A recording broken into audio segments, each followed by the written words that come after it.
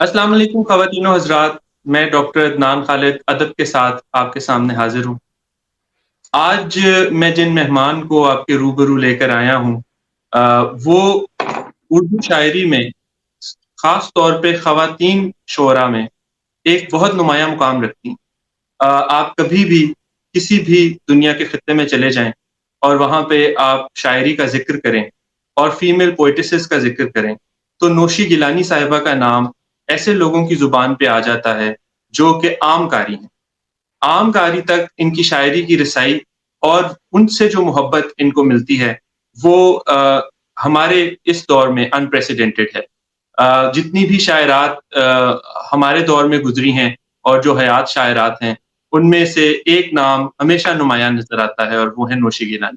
میں نوشی گیلانی صاحبہ کو آج خوش آمدید کہتا ہوں ادب کے ساتھ میں۔ آپ کیسی ہیں؟ ٹھیک ہیں؟ آپ کا جی بہت بہت ویلکم۔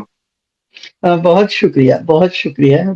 آپ بہت اچھا، میں آپ کی دیکھتی ہوں یہ ویلاگ کیا پوڈ کاسٹ کیا کہتے ہیں اسے، تو بہت اچھے، بہت ہی ایک ایسا سلسلہ ہے کہ جو باتیں ہم شعر تو سناتے ہیں لیکن جو باتیں شاعر نہیں کر پاتے، اور بڑے عمدہ سوالات بھی ہوتے ہیں۔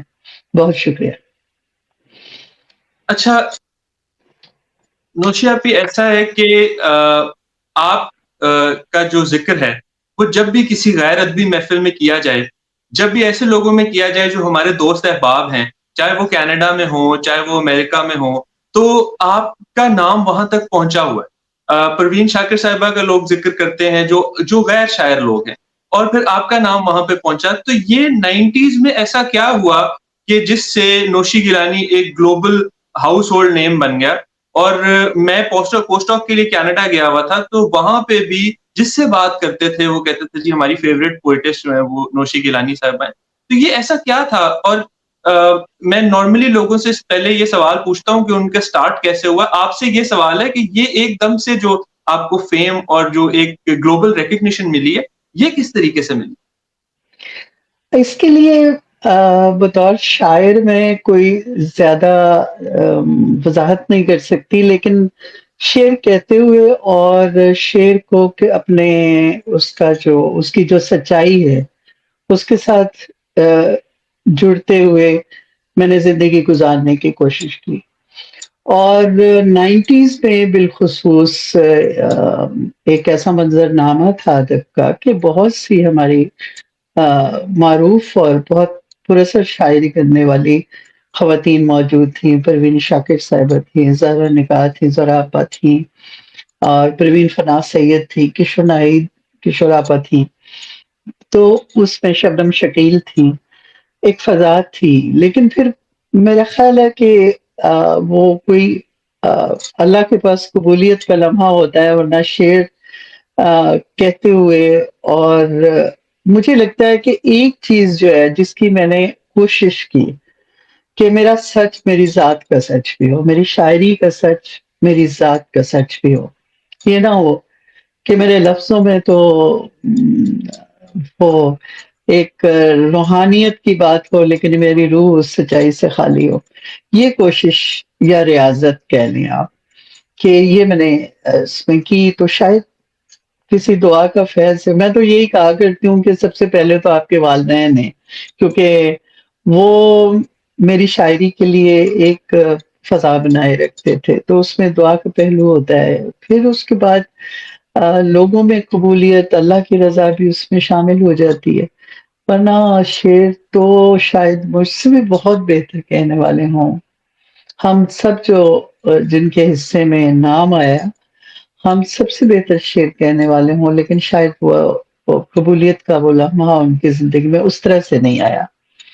تو بس میں پڑھنے والوں کی بہرحال بہت مشکور ہوں کہ کبھی کوئی آغاز سفر سے اب تک شاید ہی کوئی لمحہ ہو جب ان کی محبت میرے ساتھ نہ ہو، جس کے لیے میں اچھا بے نوشی آپ حد یہ بتائیں کہ آپ جب چھوٹی تھیں بچپن میں، تو یہ شاعری کی طرف رجحان، ادب کی طرف رجحان، اس میں کون کون سے عوامل شامل تھے؟ دیکھیں، کیونکہ میں نے بہت اوائل عمری سے لکھنا شروع کیا، تو پہلا تو آپ کا گھر ہوتا ہے، اس میں میں کیونکہ ایسے خاندانی پس منظر سے تھی کہ جس میں کتابوں کا شوق، کتابیں پڑھنی، بچوں کو متوجہ کرنا اور انہیں پڑھ کر سنانی یا ان کے ہاتھ میں دے دینا کہ یہ ذرا پڑھ کر سناؤ. تو وہ جو ذہنی تربیت ہے نا آپ کی، وہ تو آپ کے گھر سے ہوتی ہے. تو پہلا جو اس میں پہلو کہوں وہ یہی تھا کہ میرے گھر میں ایک فضا تھی علم و ادب کی، اور والد میرے بہت بہادر آدمی تھے. مجھ جیسی بیٹی کو انہوں نے سہارا دیے رکھا، جبکہ وہ تنازعات کا زمانہ تھا. جب کوئی شعر لکھنے والی تخلیقی خاتون سامنے آتی تھی تو ساتھ بہت سے تنازع بھی ہوتے تھے. تو اس میں میری والدہ وہ بھی بہت پڑھی لکھی اور اردو ادب کی کیونکہ استاد بھی تھی وہ، اور سید اسد گیلانی، یہ سب ایک فضا تھی. مجھے بچپن یاد آتا ہے نا جب، تو مجھے کبھی کوئی ایسا نہیں، ایسی یاد نہیں ہے جس میں کتابوں پہ تذکرے نہ ہوں، لوگ بیٹھے ہوں، باتیں نہ ہو رہی ہوں اس حوالے سے. تو یوں لگتا ہے مجھے کہ شاید یہ ایک بہت اہم وجہ تھی. اور پھر اس کے بعد پھر ظاہر ہے ایک فضا، شہر کی فضا، پھر جن جگہوں پر، جن اداروں میں آپ پڑھتے ہیں، پھر جیسے آپ دوست بناتے ہیں یا بنتے ہیں آپ کے دوست، وہ سب ساتھ رہا.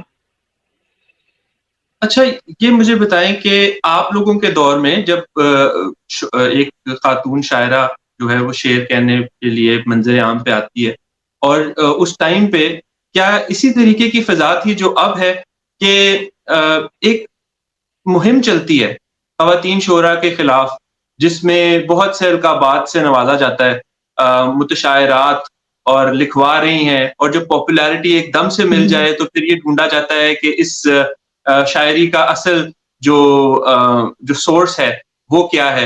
اور اس طرح کے بہت سے وہم بھی پالے جاتے ہیں، اس طرح کی بہت سی تہمتیں بھی لگائی جاتی ہیں. ایک تو یہ کہ ان میں کتنی سچائی ہے، اور دوسرا یہ کہ کیا آپ کے دور میں بھی کیا شعر کہنا ہے خاتون کے لیے اتنا ہی مشکل تھا؟ ارے ہمارا دور تو بہت ظالم تھا اس حوالے سے. وہ میں اکثر کہا کرتی ہوں کہ اللہ تعالیٰ تو تخلیق کے لیے عورت کو منتخب کر لیتے ہیں، لیکن انسان اگر تخلیقی عورت اس کے سامنے آ جائے تو بڑی ہی مشکل سے اسے، ان سے ہمیں تسلیم تو خود کو کروانا بھی نہیں ہوتا، لیکن وہ ہماری جو جگہ ہے اس کو تو ہمارے پاس رہنے دیں. مطلب آپ کے سوال سے میں چونکی ہوں کہ میں نے زندگی کے اس پہلو کو تو سوچنا ہی چھوڑ دیا. حالانکہ یہ وہ شاید یہ پہلو تہمتوں سے بھری بستی والا پہلو جو تھا، اس کی وجہ سے مجھے پاکستان چھوڑنے کا فیصلہ میں نے کیا. یہ بہت ہوتا تھا، بہت ہوتا تھا. اب تو کچھ اگر میں کمپیئر کروں نا اس دور سے، تو اب تو کچھ بھی نہیں ہے، اب بہت سہولت ہے. اور سب سے پہلا جو کام ہوتا تھا نا عدنان بھائی، وہ ہوتا تھا کردار کشی، کہ آپ اتنے پوری طرح سے آپ اسے گھیراؤ کر لیں کہ کیونکہ وہ روایات کا ایک مختلف وقت تھا. اس وقت یہ نہیں کہ روایات اب نہیں ہے، لیکن ظاہر تبدیلی آئی ہے اویئرنیس سے، اور الیکٹرانک جو ہمارے سورسز ساتھ چلتے ہیں اس کی وجہ سے. اور لیکن ہمارے وقت میں تو اخبار وہی ایک دو اخبار ہوتے تھے، انہوں نے جو لکھ دیا لکھ دیا، اب وہی صحیفہ بن جاتا تھا. اور آپ کے پاس کوئی راستہ نہیں ہوتا تھا اپنی وضاحت کے لیے سوائے اس کے کہ آپ اپنا کام کرتے رہے.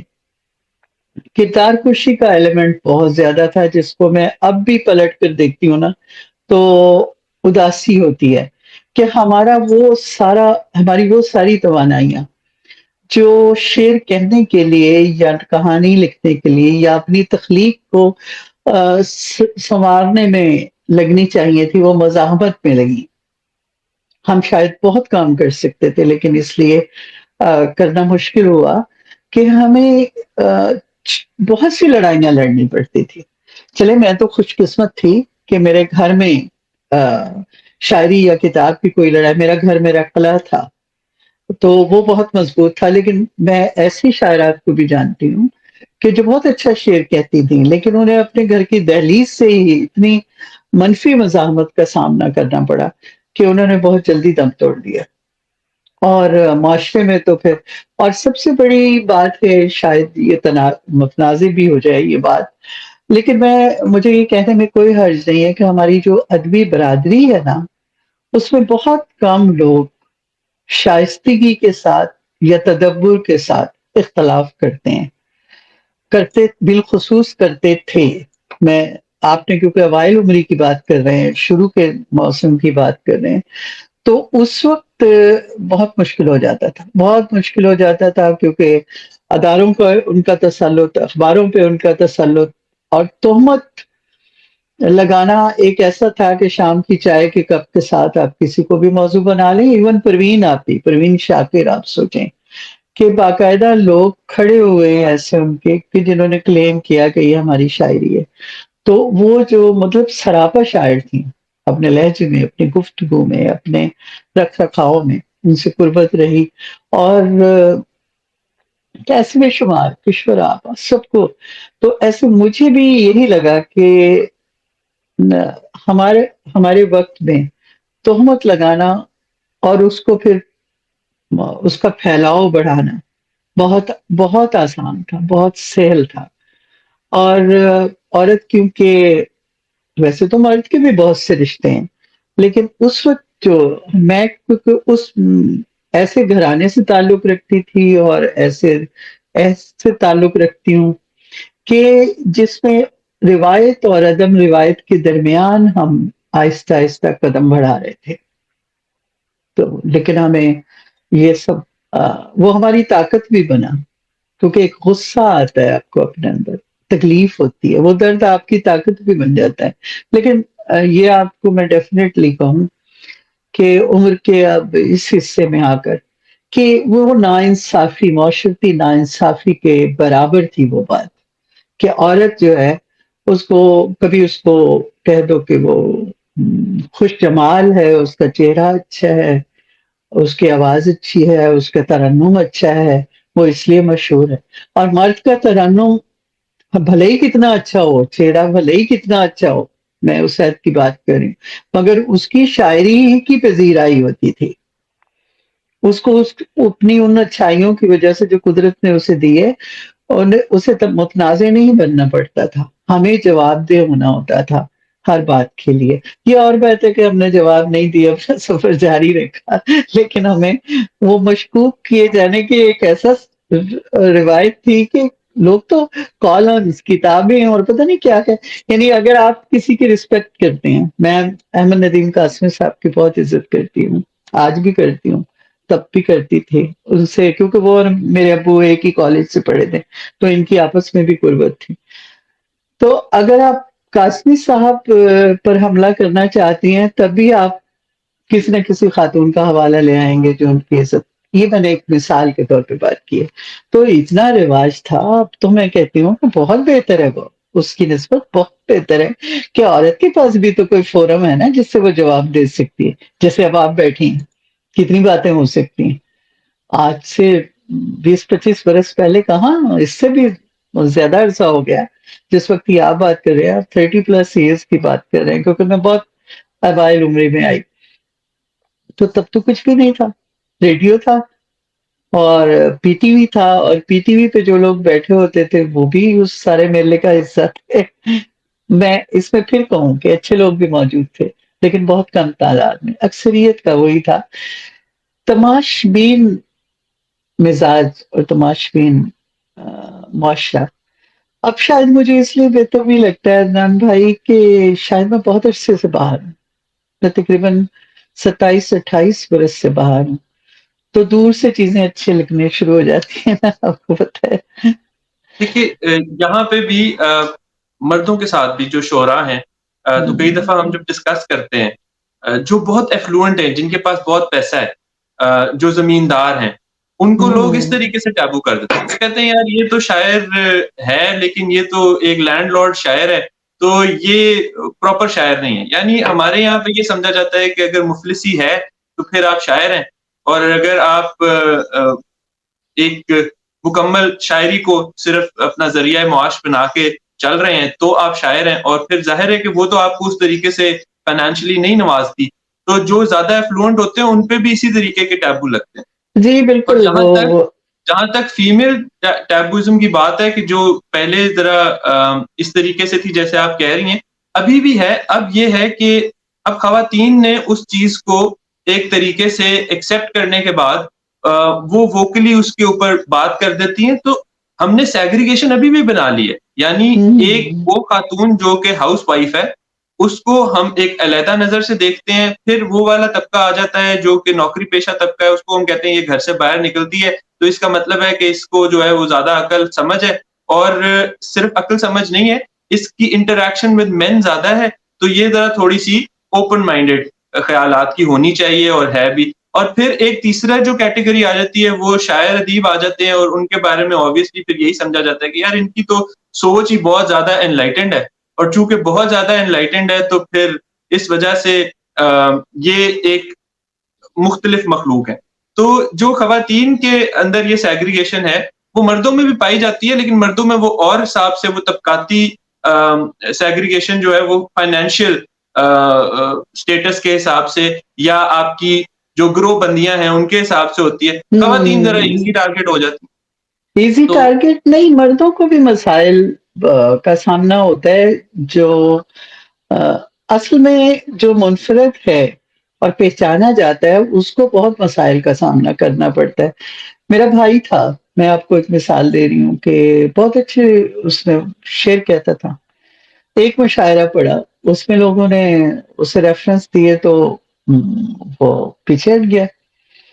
اور مردوں میں وہ جیسے آپ نے کہا نا کہ فائنینشیل سٹیٹس کے جی وہ فلاں جو ہے وہ لکھتا ہے، فلاں مشہور ہے وہ اس وجہ سے ہے، اور کوئی کسی کا بیٹا ہے، کوئی کسی کا بھائی ہے، کوئی وہ اصل میں بات یہ ہے کہ قبول نہیں کرنا، ایکسیپٹ نہیں کرنا، حالانکہ ان کی ایکسیپٹنس کی ضرورت بھی نہیں ہوتی۔ یہ نہیں ہے کہ عورت کو یا شعر کہنے والے مرد کو بھی کسی ساتھی کے ایکسیپٹنس کی ضرورت ہے، ایسا ہرگز نہیں ہے، لیکن ہم ساتھ چل رہے ہیں، تو وہ جو ساتھ چلتے ہوئے وہ جو دائیں بائیں کاندھے مارنا، کونیاں مارنا، اس سے ہم بچنا چاہتے ہیں، منفی اس سے جو ایک تناظر بنا دیا جاتا ہے۔ اور میں ایک بات پہ نام بھائی، ظاہر ہے عمر کا تجربہ بھی ایک تجربہ ہوتا ہے، تو یہ جو ہماری اپنی برادری ہے نا، اس کے بہت مسائل ہیں۔ آپ اچھا شعر کہیں تو ان کے لیے بڑا مشکل ہوتا ہے اس کا لطف لینا، اس کو اپنے اندر اتار کر اس کی روشنی سے لطف اندوز ہونا۔ ان کی تو آنکھوں کے سامنے اندھیرا چلا جاتا ہے، اور پھر یہ یہاں وہاں کی باتیں شروع کر دیتے ہیں، اور ہم معاشرے سے تو بعد میں ایکسپیکٹ کریں گے نا، معاشرے سے پہلے تو ہماری برادری آتی ہے، اور اس میں آپ نے دیکھا ہوگا کہ لیئرز ہیں، لیئرز باقاعدہ، بہت سارے تعصبات۔ میرے ابو نے مجھے کہا کہ بیٹا یہاں پر جب مرحلہ آیا فیصلہ کرنے کا کہ یہاں تمہاری سانس تم، بلکہ وہ کوئی ڈاکٹر تھے نا، انہوں نے ان کا ایگزیکٹ کہ پتر اتھے آکسیجن بڑی کاٹ ہے تیرے لے، چلی جا باہر کہ اچھا مجھے یہ بتائیں کہ جب آپ نے شعر کہنا شروع کیا تو اب آج کل مجھے اس چیز کو میں ایکسپیرینس بھی کر رہا ہوں کہ لوگ اساتذہ کی طرف نہیں جاتے، کیونکہ وہ یہ سمجھتے ہیں کہ فیس بک سے وہ شعر کہنا سیکھ سکتے ہیں، اور چونکہ وہ شعر کہنا جو ہے وہ آن لائن ان کو اویلیبل ہے اس کے ٹولز، تو ان کو لگتا ہے کہ جو الفاظ کی ترتیب سیکھنا یا شعر مصرے کا حسن کیا ہے وہ سیکھنا، وہ کسی استاد سے سیکھنا وہ لازمی نہیں سمجھتے۔ آپ لوگوں کے دور میں جب آپ نیا سٹارٹ ہوا تو اس میں کون ایسے لوگ تھے جن سے آپ نے جا کے اس حوالے سے جو کچھ سیکھنے کی کوشش کی، یا پھر آپ کو بھی یہ گاڈ گفٹیڈ ہی ہے اور پھر اس کے اوپر کوئی محنت کی ضرورت نہیں پڑی؟ نہیں، ایسے نہیں ہے۔ دیکھیں، شاعری اور لفظ گری میں بڑا فرق ہوتا ہے۔ آپ کو صلاحیت تو اللہ کی طرف سے ودیت ہوتی ہے، وہ یقیناً ایسا ہے، لیکن یہ نہیں ہو سکتا کہ بغیر ریاضت کے بغیر ایک سفر سے، ایک ایک باقاعدہ آپ طویل سفر کرتے ہیں، آپ کی اس میں عروضی کوشش بھی ہوتی ہے، عروض کو پڑھنے سیکھنے سمجھنے کی، وہ نہیں بھی کرتے۔ اب میرے ساتھ یہ خوش قسمتی تھی کہ میری طبیعت میں وہ ردم تھا، لیکن ایسا نہیں ہے کہ میں نے کسی سے رہنمائی نہیں لی۔ ظہور نظر صاحب تھے ہمارے یہاں، وہی اویلیبل تھے۔ میں کیونکہ اوائل جیسے جیسے اسکول میں ہی لکھنا شروع کر دیا تو ابو بہت انکریج کرتے تھے۔ اور اصل میں میری جو پہلی وہ تھی، وہ گھر میں مجھے ہر مصرے پہ اس طرح انکریج کیا جاتا تھا جیسے میں نے کوئی دیوان غالب لکھ دیا ہے، اور میں بہت چھوٹی تھی۔ یہ میں آپ کو بتا رہی ہوں کہ جیسے یہی 7ویں 8ویں کی باتیں ہیں، اس سے بھی کم۔ تو وہ اس پہ آ کر پھر زور نظر صاحب سے میں نے رہنمائی لی، اور پھر انہوں نے کہا، کیونکہ وہ اور ابو شام کو اکٹھے بیٹھتے تھے، تو انہوں نے کہا کہ تم پڑھو، مشاہیر کو پڑھو۔ ان کا ایگزیکٹلی یہ جملہ تھا۔ پھر میر انیس، مرزا، وہ گھر میں ہی ہوتے تھے، سب کتابیں موجود تھیں۔ پھر انہیں پڑھا، پھر انہیں سمجھا۔ پھر اس کے بعد انہوں نے عروض کی کچھ کتابیں بتائیں، کیونکہ ان کے پاس ایسا وقت نہیں ہوتا تھا کہ وہ بہت وقت دیں، اور شاید وہ یہ چاہتے تھے کہ میں خود بہت محنت کروں۔ تو ایسا نہیں کہ میں بار بار یا وہ۔ پھر اس کے بعد سید اسد گیلانی میں ایک نام لیتی ہوں، میرے چچا بھی تھے اور میرے خالو بھی تھے۔ وہ ایک طرح سے میرے نا گاڈ فادر تھے بچپن سے۔ وہ اگرچہ ان کا جماعت اسلامی کا بیک گراؤنڈ تھا، لیکن وہ کیونکہ بہت قریب تھے ہمارے، تو وہ مجھے بہت میری رہنمائی کرتے تھے، کتابیں لانا، سمجھانا، باتیں کرنا۔ ایسا نہیں ہے، یہ اچانک نہیں ہوتا، شعر اچانک ہو جاتا ہے، لیکن ایک سفر مسلسل اگر جاری رہے تو اس کے پیچھے ریاضت ضروری ہے، ورنہ ممکن نہیں ہوتا۔ میں نے بہت محنت کی ہے، بہت محنت کی ہے۔ جب لڑکیوں کے گڑیاں کھیلنے کی عمر ہوتی ہے، اس پہ بھی میں کتابیں پڑھتی تھی، بلکہ اب تو میں کچھ عرصے سے لاپرواہ ہو گئی ہوں، لیکن اس وقت ایک جیسی ذمہ داری سمجھ کے کہ آپ اپنا سلیبس بھی پڑھ رہے ہیں، اور آپ نے روز کچھ نہ کچھ ادبی، اور اس میں پہلا نام تو سید اسد گیلانی صاحب کا لوں گی۔ خالجان نے مجھے وہ 1 روپیہ دیتے تھے ایک کتاب کا، میں چھوٹی تھی، بہت چھوٹی تھی، اور پھر انہوں نے مجھے تعلیم و تربیت، پھول، جو سب بچوں کے ہوتے تھے اس میں مجھے لکھنے کے لیے انکریج کیا۔ جب اس میں کچھ چھپ جاتا تو پھر 1 روپیہ دیتے تھے اپنے سگنیچر کے ساتھ، اور شرط ہوتی تھی کہ یہ نا اسپینڈ نہیں کرنا، یہ تم نے رکھتے جانا ہے، جب تم بہت سی کتابوں لکھ لو گی تو وہ پھر تمہارے پاس بہت سے۔ تو اس طرح سے بہت پھر اسکول میں، اپنے کالج میں، ٹیچرس جہاں جہاں سے جب موقع ملا، اب بھی ہے یہاں۔ اب جب میں امریکہ میں رہتی تھی تو ڈاکٹر جمال تھے، ہم ان سے عروض کی کئی نشستیں کرتے تھے، سیکھتے تھے۔ حالانکہ اس وقت تو میں اپنے مطلب نام کے حوالے سے دیکھیں تو وہ اس کا حصول ہو چکا تھا، مگر اور وہ عمل اب بھی جاری ہے۔ یہ فیس بک سے والی جو بات ہے نا، میں آپ کو بتاؤں، یہ ایک بلیسنگ بھی ہے اور ڈسگائز بھی ہے۔ اس سے یہ ہو گیا ہے کہ وہ جو ذہنی عارضہ ہے نا خود پسندی کا، اس کو بہت رواج مل رہا ہے، کیونکہ ہم ریاضت سے تو گزر ہی نہیں رہے، اور ستائش کے لیے شعر کہنے شروع کر دیے ہیں لوگوں نے۔ میں یہ نہیں کہہ رہی کہ سب، اس میں بھی بہت لوگ، لیکن بہت سے ایسے لوگ بھی ہیں جو بہت اچھے شاعر ہو سکتے تھے، لیکن جب وہ شاید شعر کہہ رہے ہوتے ہیں، ان کے ذہن میں ہوتا ہے کہ اسے مجھے پوسٹ کرنا ہے، اس پہ اتنے لائکس ہو، ہمارا یہ old fashion school of thought ہے کہ ہمارے سے مراد یہ نہیں ہے، میں بوڑھوں والی بات کر رہی ہوں کہ ہمارا زمانہ اچھا تھا، وہ تب بھی ایسے لوگ تھے، لیکن وہ پیمپر نہیں ہوتی تھی ان کی ایگو، کیونکہ وسائل اس طرح کے نہیں تھے. اب تو اب رائٹ ہوئے آپ کو. اور آپ نے کبھی پڑھا ہے کسی غزل کے نیچے کہ آپ کا یہ شعر جو ہے یہاں سے کمزور ہے، اس میں خیال بہتر ہو سکتا تھا؟ اس میں کوئی چوائس نہیں ہے، آپ صرف تعریف پڑھیں گے. تو ہماری تو تنقیدی نشستیں ہوتی تھیں عدنان بھائی، تنقیدی نشستوں میں ہم اپنی غزل پیش کرتے تھے اور ہماری غزل کے وہ سب پرزے اڑا دیے جاتے تھے اس بخیو میں. دیر. بخیو دھیڑتے تھے. ہاں جی صحیح یہی ہوگا کہ اس میں ایک ایک مصرے کے اوپر. اچھا، جب میں لرننگ پروسیس کی بات ہو رہی تھی تو یہ اس سے میں نے بہت سیکھا ہے تنقیدی نشستوں سے، کیونکہ پھر واپس آ کر آپ اپنی چیزیں دیکھتے تھے، ان کو آپ اس پہ غور کرتے تھے کہ کس نے کیا کہا، کس نے. وہ تنقید جو تھی وہ بھی ایک استاد تھی. گھر، ادارے، وہ تو اپنی جگہ ہے.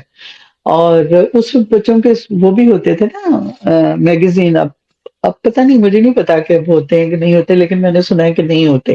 تو اس پہ بھی آپ کا جو مدیر ہوتا تھا نا، ایڈیٹر جو ہوتا تھا، وہ آپ کی غلطی کو سدھار کے آپ کو واپس خط لکھتے تھے. یعنی اتنا کائنڈ. جہاں آپ شکوہ کر سکتے ہیں وہاں آپ یہ بھی دیکھیں کہ کائنڈنس کتنی ہے یہ سوسائٹی کی. کیا آپ کو واپس خط لکھتے تھے کہ بیٹا اس میں یہ ٹھیک ہونے والا ہے، تو آپ پھر غور کرتے ہیں نا، آپ پھر دیکھنا شروع کر دیتے ہیں. وہاں یہ نہیں ہوتا تھا جی بہت اچھا، واہ واہ بہت خوب. بہت خوب تک پہنچنے میں بڑا بڑا وقت لگتا تھا. جی. اچھا دیکھیے، اتنی محنت، اور جب بھی میں اپنے سے سینئر لوگوں کو سنتا ہوں، ان سے بات کرتا ہوں، تو یہ احساس ہوتا ہے کہ وہ بہت محنت سے، اور ایک ایسے نامناسب حالات جہاں پہ کئی لوگوں کو بہت فائنینشیل تنگیاں بھی تھیں، وہ جی. ادب کے ساتھ جڑے رہے اور ادب پہ محنت کرتے رہے. سوال میرا یہ ہے کہ جب آپ ادب پہ محنت کرتے ہیں، باہر ایسا ہوتا ہے کہ اگر کوئی شخص لکھ رہا ہوتا ہے اور اس کو پھر ایک بریک تھرو مل جاتا ہے تو اس کی نسلیں سنور جاتی ہیں. ہمارے یہاں پہ کیا شاعری اور لکھنا اور ایک لکھاری ہونا، کیا وہ آپ کو ایک ساؤنڈ لیونگ دے سکتا ہے، ایک ایسی زندگی جس میں آپ کو فائنینشیل اسٹیبلٹی ہو؟ نہیں، میں نے ایسی تو کبھی بھی کوئی صورت نہیں رہی. نہ اردو رائٹر کے ساتھ نہ انگلش. صرف وہ رائٹرز فائنینشلی اپنے آپ کو بہتر بنا سکے کہ جنہوں نے اور طرح کی سیاست کی، جنہوں نے اور طرح سے اپنے چینلز جو ہے آن کیے. تو وہ پھر شاعری میں اور ادب میں نہیں آتا. لیکن یہاں تو اردو کے ساتھ میں نے تو بلکہ ایک بار ایک بچی میرا وہ کوئی انٹرویو لے رہی تھی ایم فل کے لیے اپنے، تو میں نے اسے کہا تھا، میں نے کہا کہ بد دعا ہے کہ آپ کی شاعری آپ کا ذریعہ معاش بھی ہو. یہ ہمارے معاشرے میں، ہمارے اردو ادب سے جڑی ہوئی، اردو لٹریچر سے جڑی ہوئی جو کہانی ہے وہ اسی طرح ہی بنتی ہے کہ ہمارا ذریعہ معاش، اگر ہم عزت سے رہنا چاہتے ہیں اپنا. ظاہر ہے ہر شخص ایک خاندان میں جنم لیتا ہے، اس کے رشتے ہوتے ہیں، کوئی بھی تو اکیلا نہیں ہوتا. اور اگر آپ نے اپنے فرائض ادا کرنے ہیں تو ادب آپ کی معاونت نہیں کرے گا. ادب بس ایک پڑاؤ ہے ہماری ہماری تہذیب میں، اردو ادب کی تہذیب میں. ادب ایک پڑاؤ ہے جس میں آپ چند لمحے بیٹھتے ہیں اور سانس لیتے ہیں. یا آپ کو روٹی نہیں، ادب اور روٹی میں زمین اور آسمان جتنا فاصلہ ہے اردو زبان و ادب اور اس میں یہ اس سے فراہم نہیں ہوگی. یہ بہت مشکل ہے. جو دو چار اگر لوگوں کو ہو بھی گئی عدنان بھائی تو کیا کمال ہو گیا. لکھنے والے تو بہت ہیں. تو شاید اسی لیے احمد ندیم قاسمی صاحب اور یہ اس مکتب فکر کے لوگوں نے اس بات کو سنجیدگی سے لیا کہ ہمیں اپنے گھر کسی اور طریقے سے چلانے ہیں، کسی اور ذریعے سے چلانے ہیں، اور ادب اپنی روحانی تسکین کے لیے مخصوص کرنا ہے. تو پھر ذرا تبدیلی بھی آئی نا تھوڑی.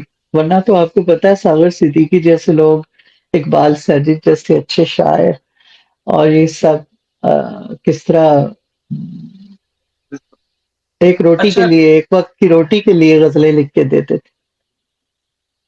اچھا مجھے یہ بتائیے گا کہ کتنا فرق پڑتا ہے کہ آپ کا ہم سفر جو ہے اور آپ کی زندگی میں جس شخص کے ساتھ آپ گزاریں اپنی زندگی، وہ بھی آپ کے پروفیشن کو سمجھتا ہو، آپ کے آرٹ کو سمجھتا ہو، وہ اسی فریٹرنٹی کا حصہ بھی ہو، تو اس سے کتنا فرق پڑتا ہے؟ اور آپ اس حوالے سے اپنے آپ اپنی کچھ کہانیاں، کچھ واقعات کس طریقے سے آپ ایک دوسرے کی زندگی میں آئے؟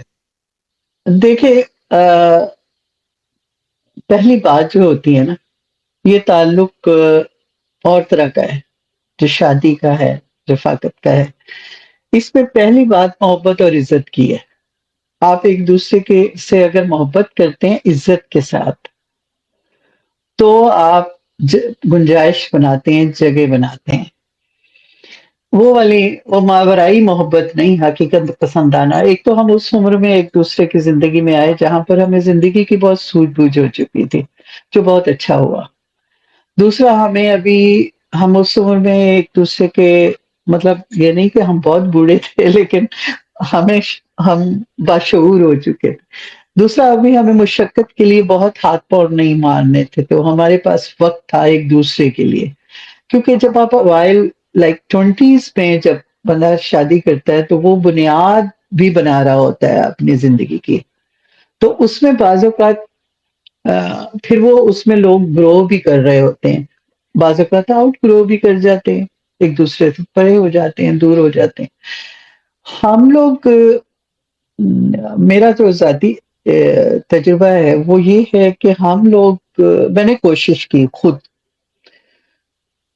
میں نے بطور، کیونکہ گھر جو ہوتا ہے وہ عورت کا ہے، اور ہمارے رشتے میں یہ ڈسپلن ہے، یہ روایتی انداز ہی صحیح، لیکن ہمارے ہاں یہ حقوق کی جنگ نہیں ہے۔ گھر عورت سے ہی بنتا ہے، کیونکہ وہ زیادہ وقت اس میں گزارتی ہے، وہ زیادہ وقت، اس کا مزاج ایسا ہوتا ہے، اللہ نے اسے اس کی جمالیات ایسی رکھی ہے کہ تو ہم کوشش کرتے ہیں کہ گھر میں ایسی فضا رہے جو نارمل ہو۔ میں نے بہت کوشش کی اس کے لیے۔ سعید زیادہ جذباتی، زیادہ ان میں ایک جیسے ایک طاقت کا ایلیمنٹ ہوتا ہے نا، ان کے اندر ایک بڑا انر اسٹرینتھ زیادہ ہے مجھ سے۔ تو میں بس کوشش کی کہ ہم اس طرح سے رہیں کہ پہلے ہمارا رشتہ ہو کہ اس کے جو بنیادی تقاضے ہیں وہ پورے ہوں، اور پھر اس کے بعد اسی میں ایک شاعری کا پہلو آئے۔ یہ بات بہت عجیب لگتی ہے بعض اوقات کہنے کہ ہم دونوں شاعر ہیں، لیکن ہم اپنے شاعری کے لمحات میں ایک دوسرے کے خیمے میں بالکل نہیں جھانکتے، ہم ایک دوسرے کو سپیس دیتے ہیں، وقت دیتے ہیں۔ سعید میں بھی یہ بات بہت اچھی ہے، اگر وہ یہ دیکھ لینا کہ وہ بڑے لاڈلے شوہر ہیں، اچھے کھانے کے بہت شوقین ہیں، گھومنے پھرنے کے بہت شوقین ہیں، اور مجھے نہ کہنے کی گنجائش نہیں ہوتی اگر وہ کہیں جانا چاہتے ہیں۔ بس ان کا وہ اس میں بہت مشکل ہوتا ہے انہیں کنوینس کرنا کہ میں کچھ اور کر رہی ہوں یا کر لوں، تو وہ پھر ہم، لیکن اس کے باوجود بھی وہ پھر وہاں ودرا کرتے ہیں اپنے آپ کو، اور مجھے وہ سپیس دیتے ہیں کہ جس میں میں اپنے مطابق بات کر سکوں، لکھ سکوں۔ یہی کام میں کرتی ہوں۔ ہمارے گھر میں ہمیشہ دو اسٹڈیز ہوتی ہیں، ایک ان کی، ایک میری۔ ہم یعنی ہمارے ہاں بیڈ روم اتنا اہم نہیں ہے جتنا ہماری اپنی اپنی کتابوں کی دنیا ہے، مشترکہ بھی ہے، اور لیکن اس میں یہ یقیناً اس سے بہت سہولت ہوتی ہے کہ وہ آپ کے مزاج، اسے آپ تتلیوں کی بات کریں، ہوا کی بات کریں، شاعری کی بات کریں، بارش کی بات کریں، تو وہ اسے اسی طرح سمجھے وہ آگے ٹھیکیداروں والی باتیں نہ کر رہا ہو۔ یہ یقیناً اس سے بہت فرق پڑتا ہے۔ لیکن پہلی بات تو عدنان بھائی یہ ہے نا کہ آپ کو ایک دوسرے کا احترام ہو، ایک دوسرے سے اتنی محبت ہو کہ آپ جگہ بنا سکیں، ورنہ دوسری صورت بھی ہوتی ہے کہ آپس میں مقابلہ شروع ہو جاتا ہے، پرسنالٹی کلیشز سامنے آنا شروع ہو جاتے ہیں، دونوں وڈرا نہیں کرنا چاہتے دونوں۔ لیکن ہم نے کچھ سیکھ لیا ہے کہ ہم شکست کھا کر فتح کرتے ہیں۔ پہلے میں ایسے کرتی تھی، اب سید بھی ایسے کرتے ہیں، تو یہ ایک جو ہے بڑی اچھی بات، ایک اوور ٹائم ہے وہ، ماشاءاللہ ہمیں کافی وقت ہو گیا ایک ساتھ ایک دوسرے کے، اور کیونکہ ہمارے بچے بھی نہیں ہیں تو ہم بڑے مراحل سے گزرے، ہم نے درد کا رشتہ بھی ہے، وہ اس سے بڑا فرق الحمدللہ بہت اللہ مطلب اسی طرح رکھے. تو لیکن یہ نہیں ہے اس کا مطلب کہ ہم لڑتے نہیں ہیں، لڑتے بھی ہم بہت دل لگا کے لڑتے ہیں. اس وقت ہم ایک دوسرے کو لکھ لکھ کے بھی لڑتے ہیں، یعنی وہ اپنے جذبات لکھیں گے، میں اپنے جذبات لکھوں گی. چھوٹے اب ہم چھوٹے سے گھر میں آ گئے پہ ہم نے تمام وقت بڑے بڑے گھروں میں رکھے، لیکن یہاں پر یوزلی لوگ 50s کے بعد چھوٹے گھروں میں جانا شروع ہو جاتے ہیں، تو وہ پھر اس کو جو ہے ہم ایک دوسرے کی طرف دیکھیں گے نہیں، ایک دوسرے کو شاعری نہیں شیئر کریں گے، اور ایسی وہ چیزیں بھی سب ہوتی ہیں نارمل، بالکل نارمل طریقے سے. اچھا، مجھے یہ بتائیں کہ اب منظر نامے پہ ہم آپ کو یہاں پہ اسپیشلی پاکستان میں تو بہت مس کرتے ہیں، تو آگے کا کیا پلان ہے؟ سفر کس طریقے سے آگے لے کے جانا ہے؟ کوئی نئی کتاب، کوئی مجموعہ، اور اصل میں شعر و نا شاعری کے حوالے سے کیا کہ آگے پلان ہے؟ آپ کو پتہ ہے نا کہ آپ کے ابو میرے پبلشر ہیں، اور بہت عرصے سے خاموشی ہے، اور ایک ایک چھوٹا سا راز ہے ہم دونوں کا، میرا اور سعید کا، جو ہم نے کسی سے آشکار نہیں کیا. تو اس وجہ سے کتاب میں بھی ایک وقفہ آیا، تو اس میں کتابیں ہیں، کتابیں آئیں گی، یہ سفر تو جاری، شعر تو ہم دونوں کہتے ہیں. دراصل کچھ سال پہلے، یہی کچھ تین ایک سال پہلے کینسر کا سامنا ہو گیا مجھے. تو وہ ایک ایسی چیز تھی، اور اس میں ہم نے طے کیا کہ ہم بہت کم اس کی بات کریں گے، کیونکہ سعید نے طے کیا، یہ سعید کی خواہش تھی کہ لوگ اگر ہمدردی کریں گے تو میں ڈھہ جاؤں گا.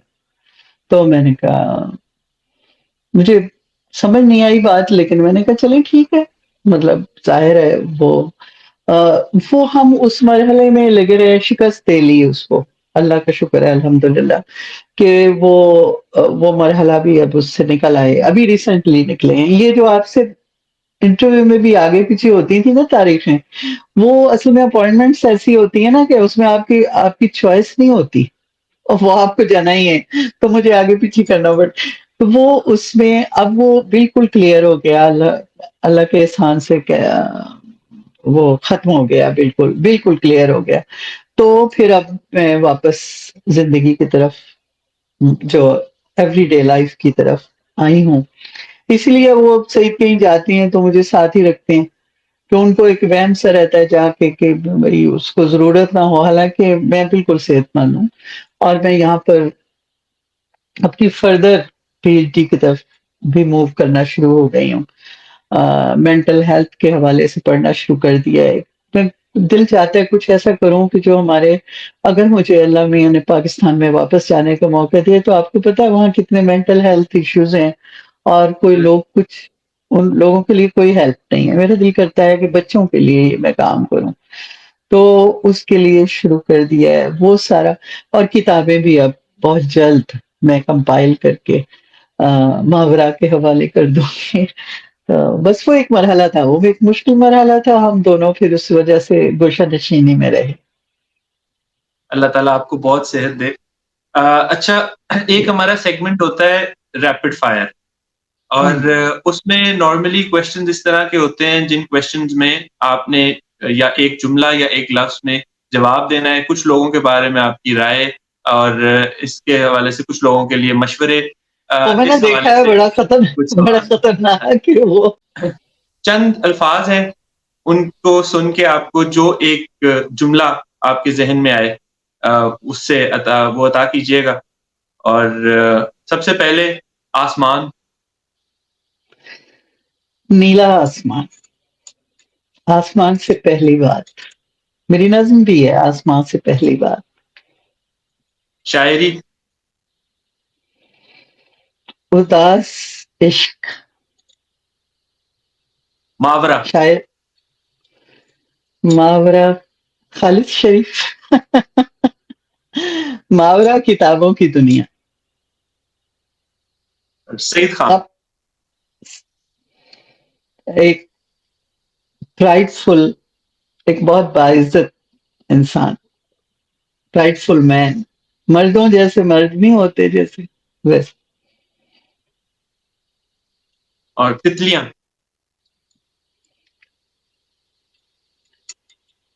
تتلیاں، تتلی کا بدن اوڑھ کے جگنو نکل آئے، رنگوں میں روشنی کی بات.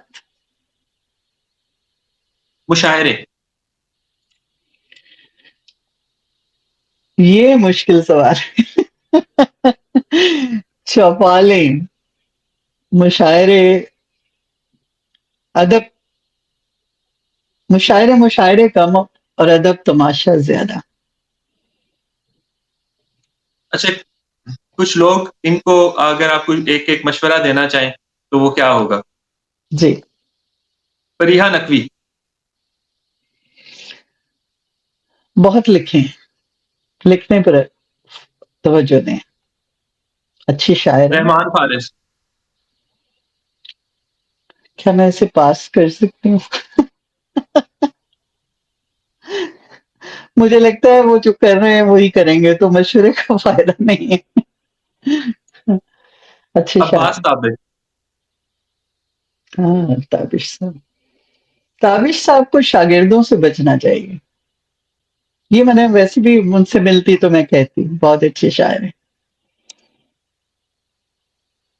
اور جواد شیخ؟ جواد تو بہت پیارا شاعر ہے، وہ بہت چھوٹا بھائی ہے، اور وہ بھی لکھے، بہت لکھتے بھی ہیں. وہ سنجیدہ ہیں، سنجیدگی سے لکھتے ہیں. بس اسی سفر کو جاری رکھیں. تہذیب حافظ؟ تہذیب کو ستائش سے بچنا چاہیے. تہذیب اتنے اچھے شاعر ہیں، یہ ستائش جو ہوتی ہے نا، یہ دھول کی طرح ہوتی ہے. یہ آپ کی روح پر جم سکتی ہے، یہ اسے گدلا کر سکتی ہے. تو اس سے بچنا چاہیے. ویسے تہذیب بہت ہی میرے ساتھ ایک بہت ہی ادب کے ساتھ پیش آنے والے بہت چھوٹے بھائیوں اور بیٹوں کی طرح اسے وہ رہتے ہیں. اور مجھے لگتا ہے کہ اگر وہ مطالعے اور ستائش کی جو ہے، مطالعہ پڑھا دیں اور ستائش کے پہلو جو ہے ان کو بالکل نظر انداز کر دیں، تو ان میں پوٹینشیل بہت ہے. اچھا، اپنے کنٹمپریریز میں اور اپنے سے جو جونیئر شاعرات ہیں، پوئٹسز، ان میں اگر آپ کو 3 نام گنوانے ہوں جو کہ آپ کی نظر میں آگے لے کے چلیں گے اس علم کو؟ وہ پہلی تو ہماری بڑی پیاری سائمہ آفتاب، بہت توقع ہے ان سے. بہت. سائمہ میں پتہ کیا بات ہے کہ شعر تو وہ اچھا کہتی ہیں. ایک جو شاعر ہوتا ہے نا، وہ اپنی پلکوں کی جنبش سے بھی بتاتا ہے کہ میں شاعر ہوں. وہ اپنی نشست و برخاست، اپنی بے ساختگی سے بتاتا ہے. تو سائمہ سے مجھے بہت توقع ہے، اور سائمہ توقع پر پورا اتر بھی رہی ہیں. اور کیونکہ وہ محنت بھی کرتی ہیں، مجھے لگتا ہے کہ وہ ریاضت کو پہچانتی ہیں اور اس پر عمل کرتی ہیں. فریحہ، خواتین میں فریحہ سے توقع ہے کہ وہ بہت کریں. اگر وہ بیوروکریٹک جو ایک ذمہ داریاں ہوتی ہیں اس میں نہ کھو جائیں. لیکن پروین شاکر صاحبہ کی مثال ہے. اور تیسرا نام مجھے سمجھ نہیں آ رہا کس کو کرتے ہیں. اور جو جو مرد حضرات ہیں، ینگ پوئٹس، ان میں آپ کو کس میں وہ اسپارک نظر آتا ہے کہ آگے 20 25 30 سال میں؟ میں عدنان بھائی سب کو پڑھتی ہوں، یہ دیکھے بغیر. مطلب میں فیس بک پر ہو، وہ فورم ہو مختلف، یہ دیکھے بغیر کہ کون کیسا ہے، میں سب کو پڑھتی ہوں. اور بغیر کوئی بات ذہن میں رکھے میں پڑھتی ہوں کہ جو لکھا جا رہا ہے اس میں ہاں مجھے لگتا ہے کہ جیسے ابھی آپ نے بات کی، تہذیب اچھا لکھ رہے ہیں. اور عمیر بہت خوبصورت غزل کہہ رہے ہیں. اور جو ینگ لوگ ہیں، سائمہ کا بھی ذکر آ گیا جیسے. اور ہمارے جو آگے آ رہے ہیں لوگ، اس میں تو بہت سے لوگ ہیں. جواد کو ہی دیکھیں، اور ایک وہ زیغم، مجھے پہلا نام یہ جو پچھلا ایک میرا مرحلہ رہا ہے نا، کینسر کو ٹریٹ کرنے کا، اس میں میری یادداشت نے بڑا اثر کیا ہے، کیونکہ دوائیاں ایسی ہوتی ہیں کہ اور علی زریون ہے، علی عمار زریون، اقبال ہیں. ہاں علی بھائی ہیں، بہت اچھا لکھ رہے ہیں علی بھائی، نظم بہت اچھی لکھتے ہیں. اور ویسے بہت سے لوگ ہیں، بہت سے لوگ ہیں. عمار اقبال بڑا اچھا لکھتا ہمار اقبال کتنا اچھا لکھ رہے ہیں. میں سب پڑھتی سب ہوں، میرے لیے اس لیے نا، پتہ ہے کیا، ایک بات جو میں نے سیکھی شروع سے، کہ اگر آپ شخصیت پہلے رکھیں نا تو آپ محدود ہو جاتے ہیں، آپ کا ایک مینٹل پریزن کریٹ ہو جاتا ہے.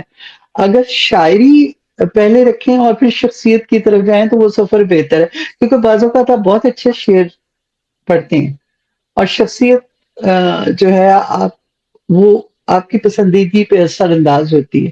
تو اس میں میں پڑھتی سب اچھا، ہوں. دور حاضر کا اگر میں کہوں ایک شعر جو کہ آپ کی ذہن میں رہ گیا، تو آج کل کا، قریب قریب کے وقت کا، تو وہ کون سا شعر ہوگا؟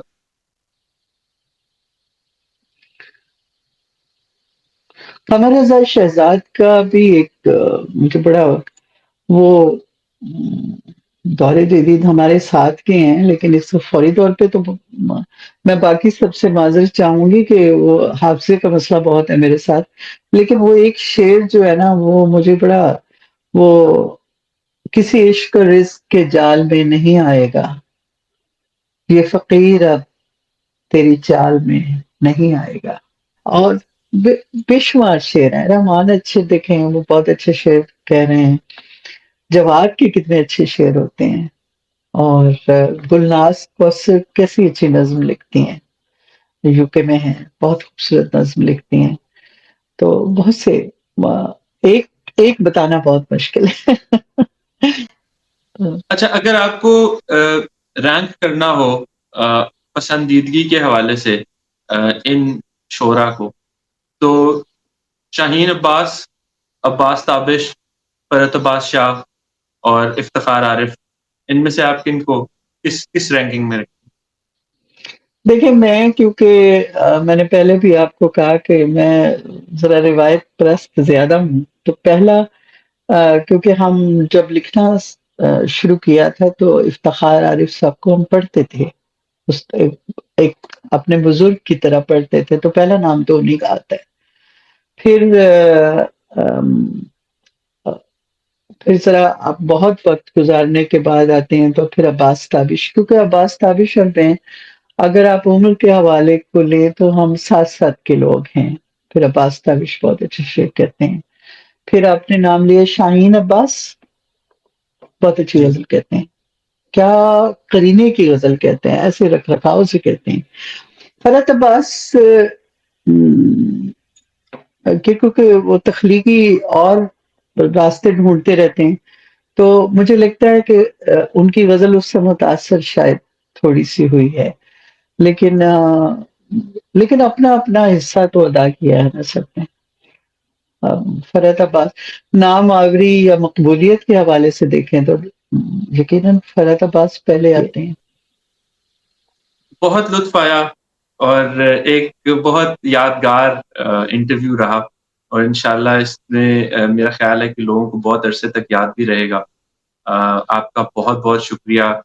میں بڑے عرصے سے اس چیز کا خواہش مند تھا کہ آپ سے انٹرویو ہوتا، آپ سے ملاقات ہوتی، کیونکہ جو نام ہم سنتے ہیں، اور جب ملاقات، میرے خیال سے ہماری ملاقات بہت عرصہ پہلے ہوئی ہوگی، اور اس ٹائم پہ اتنا شعور نہیں تھا.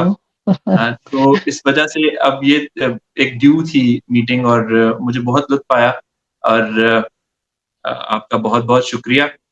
اس حوالے سے بہت اچھا لگا کہ ایسی غیر رسمی گفتگو ہوتی نہیں ہے عموماً. آپ نے بہت اچھے سوال کیے جس میں بہت بہت ہی شکریہ. سمجھنے کہ جو اس میں فطری سا انداز ہے نا آپ کا سوال کرنے کا، یہ بہت اچھا ہے. بہت جاری شکریہ. رکھیے گا اس میں. آل دا بہت بیسٹ. Thank you. خواتین و حضرات، آپ کا بہت شکریہ کہ آپ نے اپنا وقت نکالا اور اس پروگرام کو دیکھا. نوشی گیلانی صاحبہ ہمارے ساتھ تھیں.